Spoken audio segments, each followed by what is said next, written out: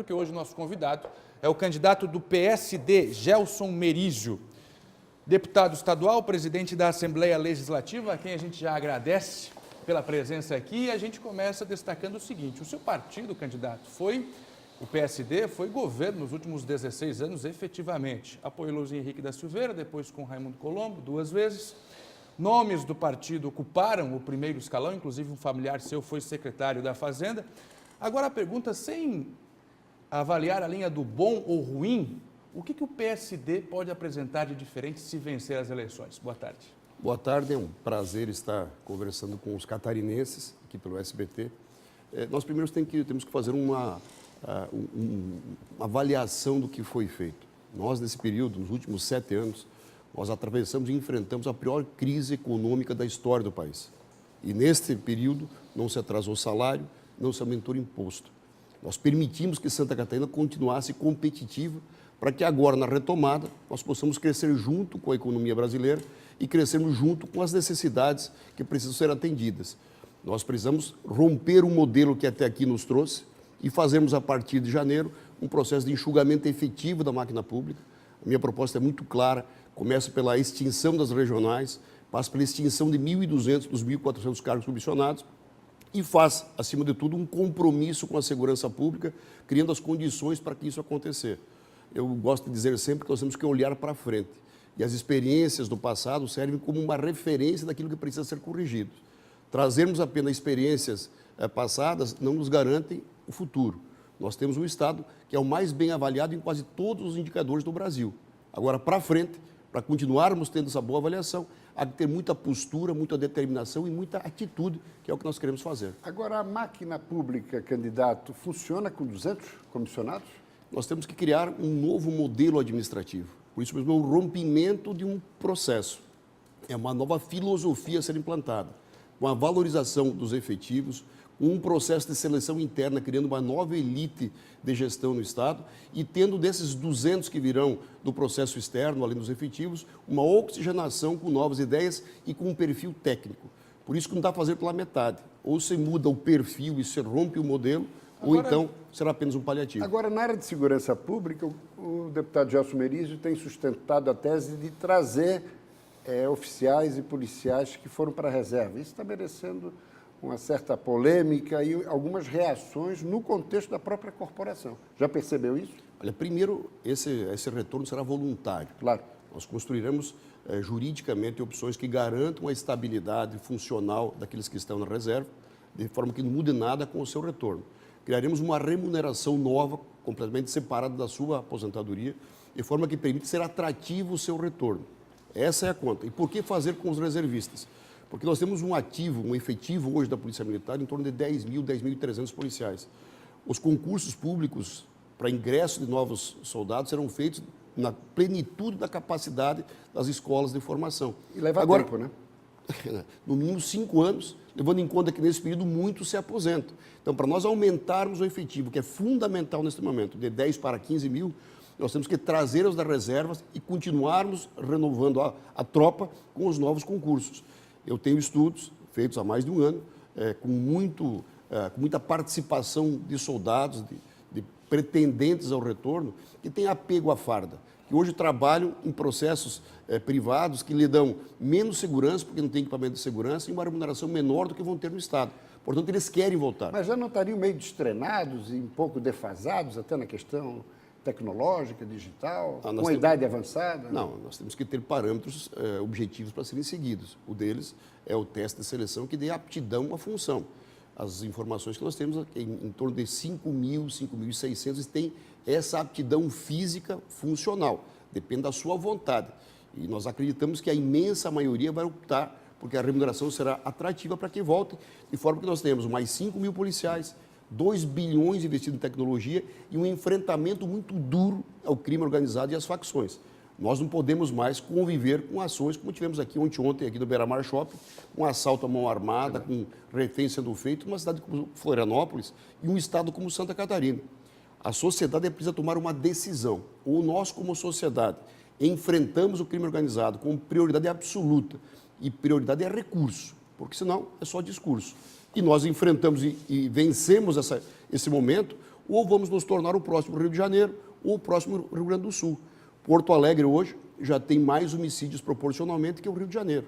Ou nós fechamos as fronteiras e cuidamos da nossa casa, do nosso quintal, ou nós perderemos o controle também. Eu gostaria de voltar naquele assunto dos cortes, candidato, porque é o seguinte, nos últimos anos a gente vem assistindo a arrecadação do Estado diminuir muito, inclusive fechando Essa informação não é correta. Vermelho. Não, essa informação não é correta. De acordo com o governo passado, a arrecadação do governo caiu e caiu muito. Não. A informação é imprecisa. Da própria Secretaria de Comunicação do governo do Estado. A informação é imprecisa. Todos os anos a receita do Estado cresceu mais do que a inflação. Vamos deixar muito claro isso. Todos os anos, mesmo no momento de crise, a receita do Estado cresceu mais do que a inflação. Esse ano, no mesmo período, vamos pegar 12 meses agora, vamos pegar setembro de 2018, setembro de 2017, a receita vai crescer 8%, contra uma inflação de 2%. Tá. Então não há que se falar em queda de receita. Há que se falar em necessidade de corte, de enxugamento de máquina pública, em olhar para frente, mas se levando em conta que a receita está respondendo, porque o Estado, no ano passado, cresceu 4%, contra 1,5% do crescimento nacional. Se cresceu 4% a economia, é evidente que cresceu também a receita tributária. Ok, então partimos que a receita não diminuiu. Agora, o questionamento que eu faço é o seguinte, o senhor promete cortar 1.200 cargos comissionados e extinguir as agências regionais que nasceram como secretarias regionais. E aí a pergunta que eu faço é a seguinte, como é que faz isso quando se tem uma aliança com 13 partidos políticos? Falando a verdade, eu faço isso desde a primeira reunião que eu tive com todos os partidos há mais de um ano. Eleito, vai acabar a geografia das urnas. Quem participa da coligação sabe que não terá cargo para indicar. Ou seja, não terá loteamento. Os deputados não terão cargo para indicar. E olha que falar isso antes da eleição é um prejuízo, em tese, eleitoral. 1.200 cargos, com 10 pretendentes para cada função, tem 10 mil cabos eleitorais na rua. Então é não a loteamento. Acabou, por uma questão simples. Isso terá que ser feito por qualquer governo. Agora, eu prefiro falar isso antes da eleição, falando a verdade, mesmo com prejuízo eleitoral, do que não ser justo com aquelas pessoas que imaginariam uma posição. Agora, não vai ter loteamento porque não terão os deputado, cargos. por que já não sugeriu isso, esses cortes, ao longo de todos esses anos que o seu partido esteve no governo? Porque eu quero olhar para frente. Nosso Estado até aqui, eu já disse, é o melhor colocado em 48 dos 50 indicadores de qualidade de vida do Brasil. Então não há que olhar para trás e ver apenas os defeitos. Era um modelo que pervinha há mais de 40 anos e que existia até aqui.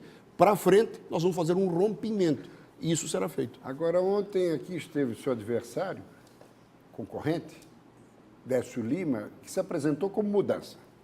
Não, Merizio e Mauro não são mudança. Eles fazem parte do status quo administrativo catarinense dos últimos 16 anos. Olha, mas a visão dele, ele tem que ter um discurso. O fato concreto não se trata de partido ou de pessoas, se trata de convicções. Eu tenho uma convicção muito clara de que o momento é de rompimento. Me preparei para este momento e quem me conhece sabe que eu não tenho meias palavras, que eu faço aquilo que estou dizendo. Seria muito mais fácil fazer isso a partir de janeiro do ano que vem sem falar agora, porque teria, como eu disse, muito mais gente interessada em me ajudar na campanha. Mas eu não consigo fazer isso. Eu não consigo falar uma coisa e fazer outra. Eu estou falando claramente, nós vamos fazer o rompimento de um modelo, nós vamos demitir 1.200, 2.400 cargos comissionados, nós vamos extinguir as regionais e o que elas representam de Estado inchado.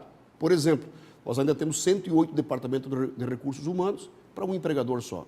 Então, não é só as regionais, é o que elas significam e que precisam ser mudadas e serão mudadas com absoluta certeza, até por isso, para dar consequências políticas públicas. Quando se fala em trazer 5.000 policiais, eles vão ter um salário para receber. Como é que paga o salário deles? Se o limite de comprometimento com folha está tomado, 1.200 cargos comissionados pagam um salário para 5.000 policiais, para 2.500 policiais. Metade da folha já está paga. Ou se corta processo administrativo e se prioriza o serviço, ou se terá mais secretaria regional, mais funcionário administrativo e menos serviço na ponta. Agora, o governador que assumia 1º de janeiro de 19 vai pegar um passivo financeiro, falando-se apenas em letras, em dívida da 401 e de Invesc, de 12 bilhões. Já há uma engenharia financeira para enfrentar essa situação? São duas situações. Nós temos a dívida fundada, que são 19 bilhões. Essa tem que ser constantemente renegociada com o governo federal e administrado o seu compromisso no impacto que ela tem na receita corrente. Hoje nós temos 6% de comprometimento da receita líquida do Estado com o serviço da dívida, o que é aceitável. Já chegou a 12. Com relação aos passivos, que são 12 bilhões... Que nunca foram reconhecidos. Justamente por isso que não está dentro dos 19. Mas é um fato. Mas se empurrou até o momento. Agora nós temos que resolver. E resolver pressupõe, primeiro, muita transparência na discussão dos valores, junto com a Justiça, com o Ministério Público, com o Tribunal de Justiça e com o Tribunal de Contas. Segundo, é demonstrando claramente a capacidade de pagamento ao longo do tempo. Porque mesmo o credor não quer uma promessa que não se cumpra. O Estado tem que fazer algo responsável, alongando esse pagamento e dando segurança jurídica a novos empreendimentos que venham a vir para o Estado. Nós precisamos retomar a capacidade de investimento, especialmente em infraestrutura. Isso nós vamos fazer com o alongamento do processo das dívidas e também com novos financiamentos que possam gerar crescimento econômico e esse crescimento pagar o investimento. Mas esse passivo, que tem mais de 20 anos, de 12 bi, será enfrentado. Não será barrigado como foram nos últimos governos. É porque não dá mais. Tudo tem um tempo. Eles remontam de 95. Aliás, é bom dizer a origem deles.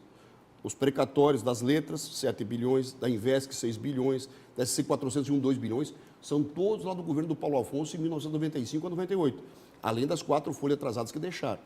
Bom, é bom lembrar porque parece que caíram do céu. Não, eles têm um passado, um autor e um responsável.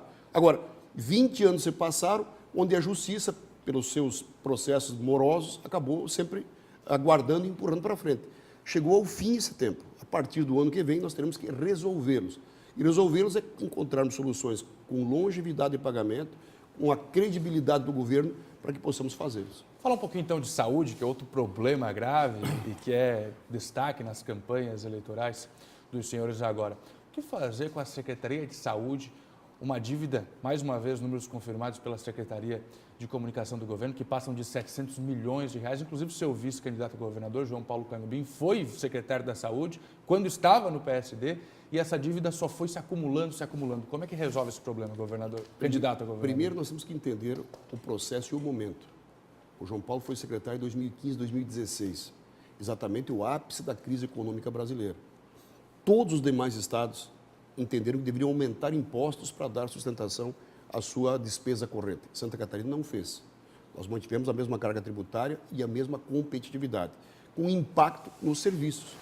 A dívida que foi gerada foi pela incapacidade de pagamento em função da receita que cresceu menos do que deveria crescer. Agora, também é que se dizer que para a saúde só tem 2 soluções. Primeiro é mais recursos. E eu, em 2015, vendo isso, aprovei na Assembleia uma emenda constitucional que elevou de 12% para 15% o investimento mínimo com saúde. Nos próximos 10 anos serão 8 bilhões a mais. Mas não é só financeira, é gestão também, né? Deixa eu chegar na segunda parte. A outra parte é melhorar a gestão. E melhorar a gestão tem que ser com tecnologia, na integração com os municípios e no processo de controle efetivo de compra de medicamentos, de exames de alta e média complexidade e um processo integrado. É evidente que precisa melhorar e melhorar muito a gestão. Agora, ela tem que ser associada a mais recursos e a um processo de integração com os municípios.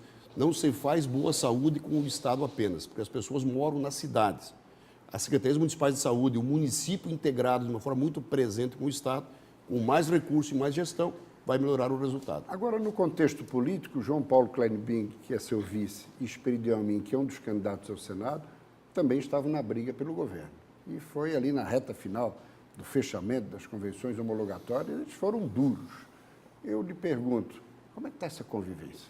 Extremamente harmoniosa, extremamente confiante, porque nós temos algumas missões distintas. Por exemplo, o Esperidião Amin e o Raimundo Colombo têm uma missão em Brasília, porque se fala muito da dívida do Estado com a saúde aqui. Agora não se fala da dívida da União com Santa Catarina. Nós temos 3 bilhões de extratetos não pagos que o Estado tem de crédito. Ter 2 ex-governadores fazendo esta cobrança com peso político, com conhecimento do outro lado do balcão, que é o governo e as suas dificuldades, serão relevantes para que isto ocorra. O João Paulo tem um jeito e um modelo, por isso mesmo foi eleito e reeleito em Blumenau, de controle do processo, de presença física, que vai fazer junto comigo uma dupla que permita nós termos uma questão técnica muito efetiva e um poder de mobilização, que talvez onde eu possa fazer e contribuir mais, muito forte.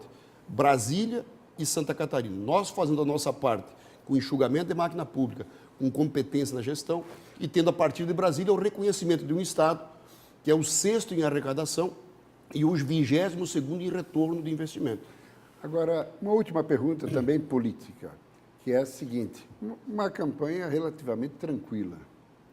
O PSD, a sua coligação, vai tomar a iniciativa de uma ofensiva contra o MDB ou vai observar o panorama? É observar, nós vamos conversar com o eleitor. Esta campanha tem que ser propositiva, nós temos problemas sérios, estruturais, para serem discutidos. E a segurança pública talvez seja o grande debate. Por isso mesmo, não nos preocupa atacar adversário, nos preocupa sermos conhecidos pela população e, a partir das nossas convicções, podermos ser os escolhidos, é claro, com o pedido de voto que fazemos a todos eles. Candidato Gelson Merizio, PSD, muito obrigado pela sua visita aqui, uma boa sorte. Obrigado, um grande abraço a todos os catarinenses. Obrigada, candidato.